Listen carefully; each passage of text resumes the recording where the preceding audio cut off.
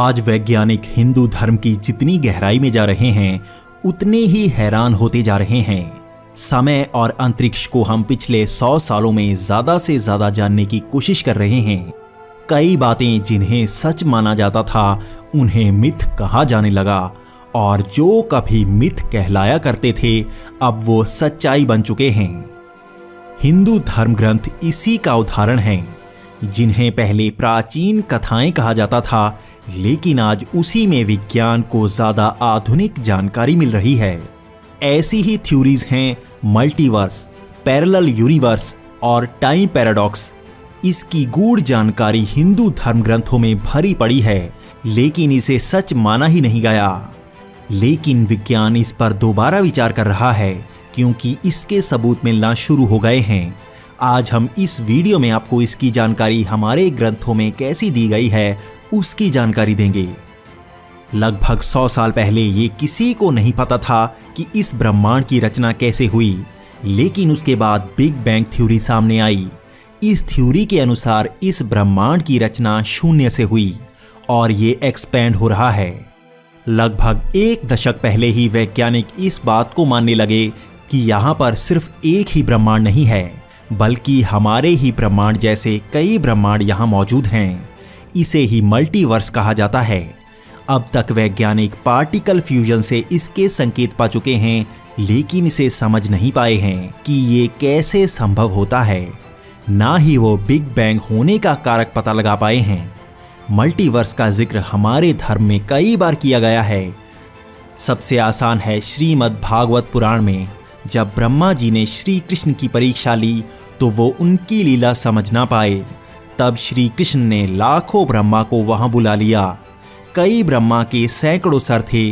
तब श्री कृष्ण ने कहा था कि आप इस ब्रह्मांड का ज्ञान रखते हैं, लेकिन सृष्टि विशाल है जो आपकी समझ से भी परे है। यहाँ पर एक ही ब्रह्मांड नहीं, बल्कि कई ब्रह्मांड हैं। मैं इस ब्रह्मांड में ही कई अवतार लेता हूँ। इसी तरह मैं इन ब्रह्मांडों में भी अवतरित होता ही रहता हूँ। हर ब्रह्मांड का समय और नियम अलग होता है। पश्चिमी वैज्ञानिकों ने आज पता लगाया है कि यहाँ मल्टीवर्स है, लेकिन हमारे धर्म ग्रंथों में इसे हजारों साल पहले बताया जा चुका है। इसी तरह है पैरेलल यूनिवर्स, जिसकी पॉसिबिलिटी को भी माना जा रहा है। स्ट्रिंग थ्योरी में इसके होने के सबूत मिलते हैं, लेकिन इसे समझा नहीं जा पाया है। लेकिन इसका जिक्र भी हमारे ग्रंथों में मिलता है। जब श्री राम का धरती लोक छोड़ने का समय आया, तब हनुमान जी ऐसा होने न देते। तब श्री राम ने एक अंगूठी को फर्श के एक छेद में गिरा दिया। हनुमान जी उसे ढूंढने आकार छोटा करके वहां गए। वो नागलोक का द्वार था। जब हनुमान जी नागलोक पहुंचे तो वहां लाखों की संख्या में अंगूठियों का ढेर लगा था। सारी ही अंगूठियां श्री राम की अंगूठी जैसी लग रही थी। वहां पर नागराज वासुकी से पूछने पर उन्होंने कहा, यह सारी अंगूठियां श्री राम की ही हैं। यहाँ पर जब भी हनुमान आते हैं, ऊपर श्री राम देह त्याग कर देते हैं। यह इस बात को दर्शाता है कि यहाँ पर हमारे ब्रह्मांड की तरह ही कई समानांतर ब्रह्मांड हैं, जहाँ पर लगभग हमारे ब्रह्मांड जैसा होता है। जीवन के मोड़ का निर्णय अलग ब्रह्मांड का निर्माण करता है।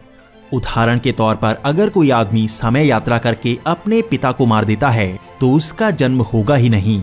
यह एक अजीब पैराडॉक्स होगा, लेकिन हमारे धर्म ग्रंथों के अनुसार इस स्थिति में अलग ब्रह्मांड के समय का निर्माण होगा, जहां इसका असर नहीं पड़ेगा, क्योंकि उसने अपने पिता को अलग ब्रह्मांड में मारा होगा। इसी तरह है समय, जिसे 100 साल पहले एक रफ्तार से चलता माना जाता था। एल्बर्ट आइंस्टाइन ने हमें बताया था कि अलग जगह पर समय की रफ्तार अलग होती है। लेकिन आज वैज्ञानिक सिर्फ इसे मानते ही नहीं, बल्कि साबित भी कर सकते हैं कि रोशनी की रफ्तार के करीब पहुंचकर समय धीमा होने लगता है। हमारे ग्रंथों में इसका जिक्र कई बार मिलता है। ब्रह्मलोक और धरती लोक का समय अलग अलग होता है। ब्रह्मलोक के कुछ क्षण धरती लोक के सालों के बराबर होते हैं। यह तो वो कुछ थ्योरीज हैं जो अब विज्ञान समझ रहा है।